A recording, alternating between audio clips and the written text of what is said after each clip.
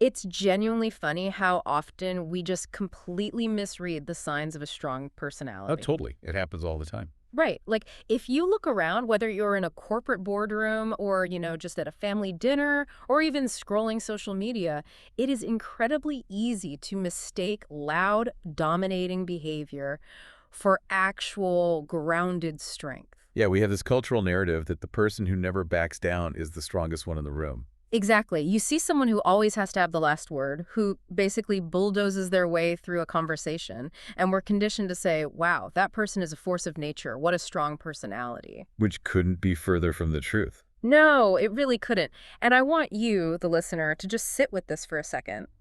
Loud dominance is kind of like, well, a blaring car alarm. That's a great way to put it. It's incredibly noisy, it absolutely demands your attention, but at the end of the day, it usually just signals insecurity. True strength, like real psychological stability, isn't about impressing people. It's not about drowning them out. It's about taking responsibility, creating clarity, and sometimes it looks suspiciously like admitting weakness.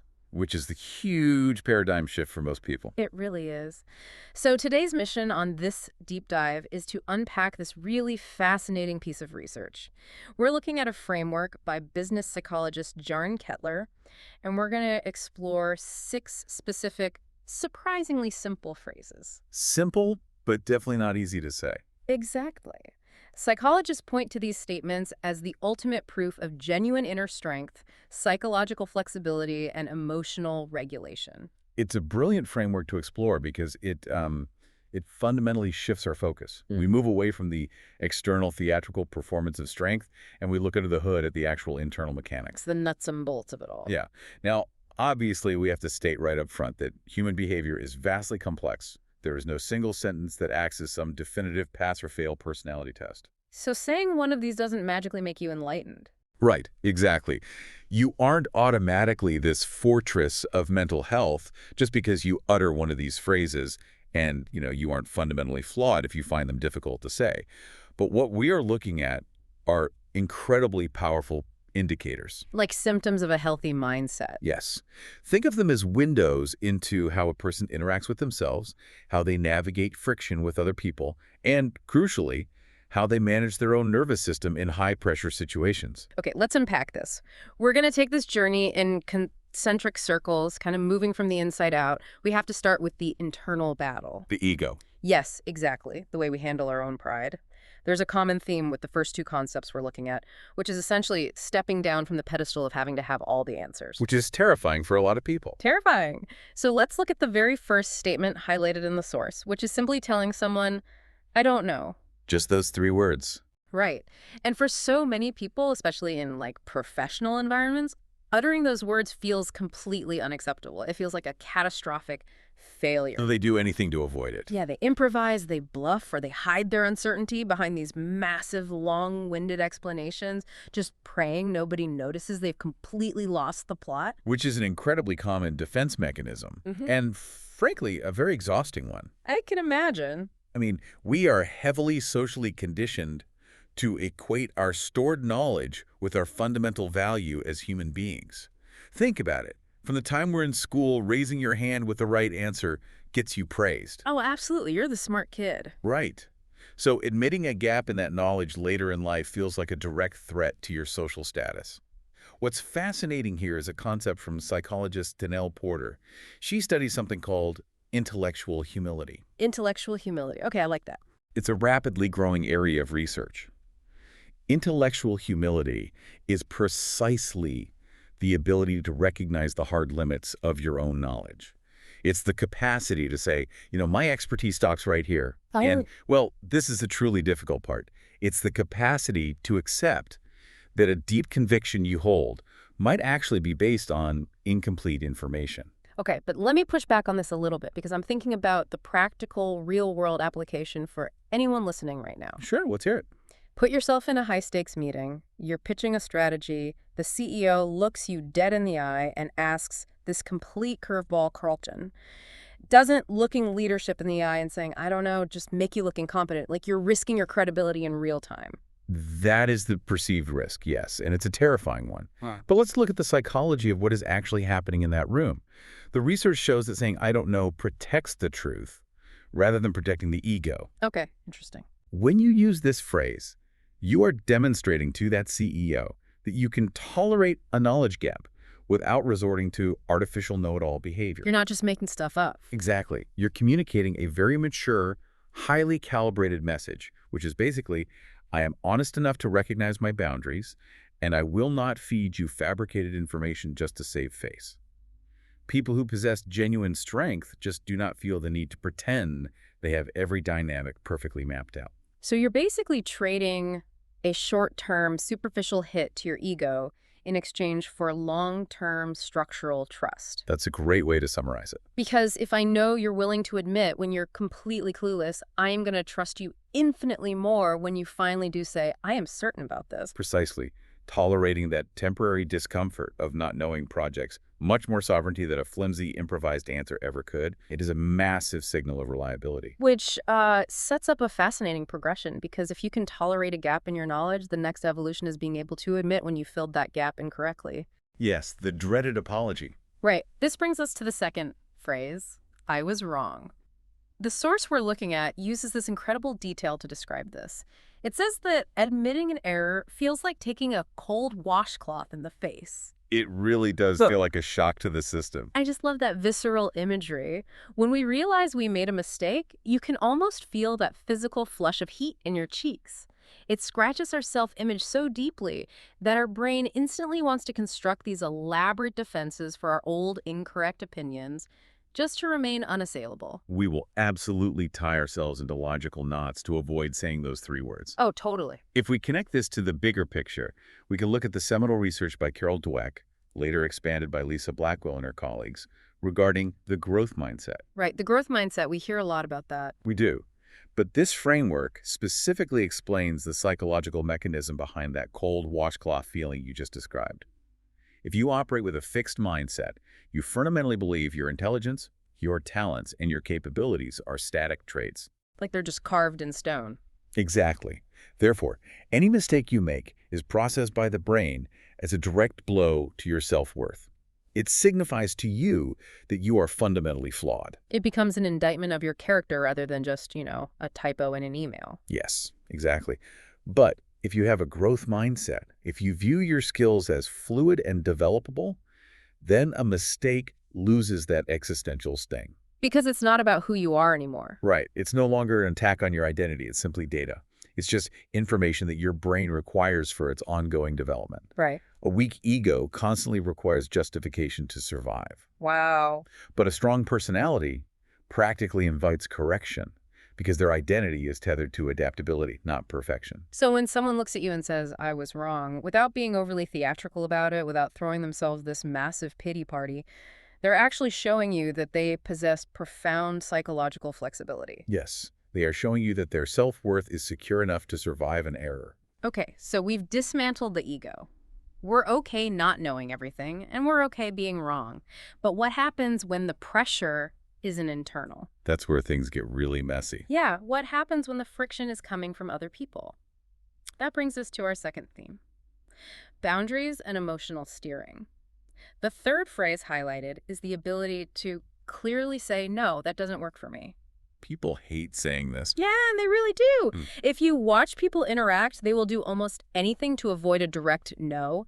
You ask someone for a favor, and suddenly you're getting a half hour of meandering justification. Well, they use that awful softening language. Right, like, let's see, or I would really love to, but actually it's a bit difficult right now. Just anything to pad the edges of the boundary. That softening language is a classic avoidance tactic. We utilize it because we desperately hope the other person will just read between the lines. We want them to do the hard work for us. Exactly.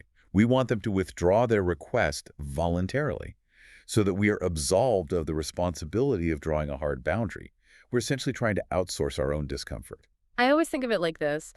When you refuse to state your boundaries clearly, It's like giving the other person a pop quiz they didn't even know they were taking. Oh, that's incredibly accurate. You're suddenly making them entirely responsible for guessing your limits, guessing your schedule, guessing your emotional capacity. And then, inevitably, you build resentment when they fail a test you never even gave them the study guide for. It's a setup for failure, and it highlights the underlying psychology of assertiveness. True assertiveness is the ability to express your needs, your rights, and your boundaries clearly, but without devaluing the other person in the process. Right. This goes far beyond just having an efficient communication style. It is fundamentally about your physiological well-being. Assertiveness is actually a core component of many clinical psychological training programs. Because it actually lowers your stress levels. Dramatically. It correlates with higher self-worth, a significant reduction in cortisol and chronic stress, and just better overall mental health. When your brain knows that you have the capacity to defend your own time and energy, it doesn't have to exist in a constant state of hypervigilance. A boundary is deeply protective. It is. And it points out something crucial for anyone who feels guilty setting those boundaries, which is that a strong no does not have to be aggressive. It will constantly conflate the two. Right. They think a no has to be a confrontation, but it can be completely calm, warm, and friendly. Like, no, thank you, that doesn't work for me right now. Because at the end of the day, a no to an unreasonable demand is actually a yes to your own sanity. It removes the ambiguity that generates friction. And managing that friction leads us to a phrase that acts as the ultimate buffer in any relationship. Right. Phrase number 4. I need a moment before I answer. Here's where it gets really interesting, because in our modern, fast-paced world where we are just constantly pinged with notifications and immediate demands, this simple phrase is practically revolutionary.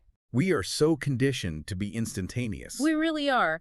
Our default setting as human beings is to react instantly. If we feel criticized, our hackles go up and we fire back. If a massive wave of frustration hits us, we let the frustration do the talking before we even realize our mouths are open. This is where we need to clarify a very common, very damaging misconception about strong personalities. Strong people are not emotionless. They aren't robots. Exactly. They aren't walking around like an inner deep freezer, completely detached from feeling anger or panic or sadness. Yeah. What they possess is a cultivated skill described by psychologist James G. Rose.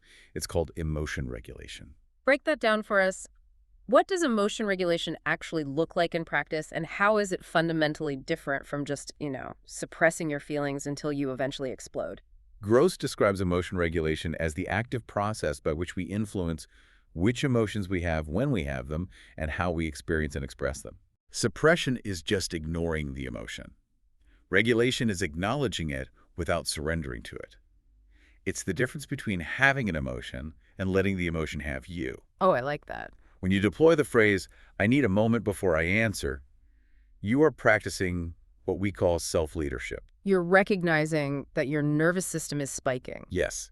You're saying to yourself, "I feel my anger flaring up. I am taking that feeling seriously." Yeah. But you are actively refusing to let that anger grab the steering wheel and drive the conversation off a cliff. You're forcing a gap between the stimulus, whatever upsetting thing just happened, and your response to it. You're taking a tactical pause. A tactical pause, exactly. And just having the presence of mind to enforce that tiny microscopic gap, to refuse to react on autopilot, is a tactic that can literally save an entire career or a marriage.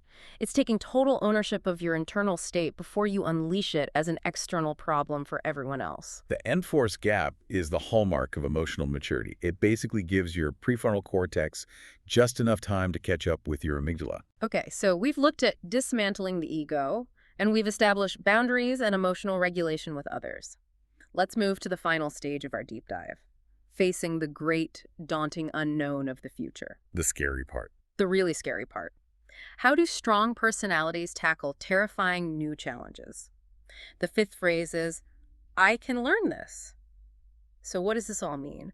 There's a subtle but massive cognitive shift happening here. It's all about framing. Right. When you face a roadblock and you say, I can't do this, or that is just how I am, you're taking a temporary snapshot of your current limitations and you're cementing it into a fixed identity. But saying, I can learn this, takes that exact same roadblock and turns it into an open-ended opportunity for development. It raises an important question about how we orient ourselves toward adversity. It completely changes the internal narrative from a state of paralysis to a state of motion. But I have to play devil's advocate here because my radar always goes off with this kind of language. Let's hear it. Is this just a fairy tale you'd read on a motivational coffee mug? You know the type, like, you can achieve anything if you just believe in yourself.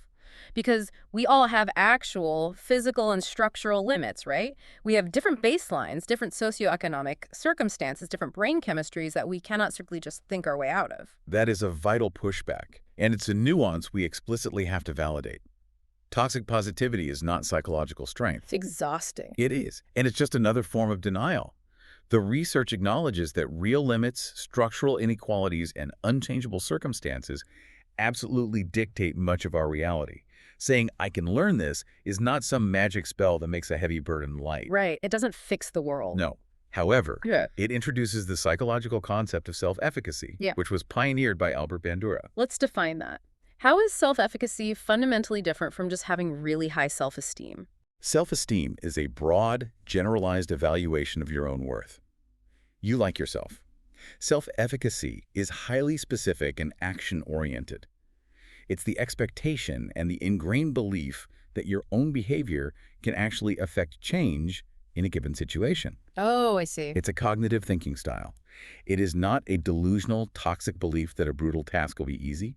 Rather, it's the fundamental stance of, I am not entirely at the mercy of this circumstance.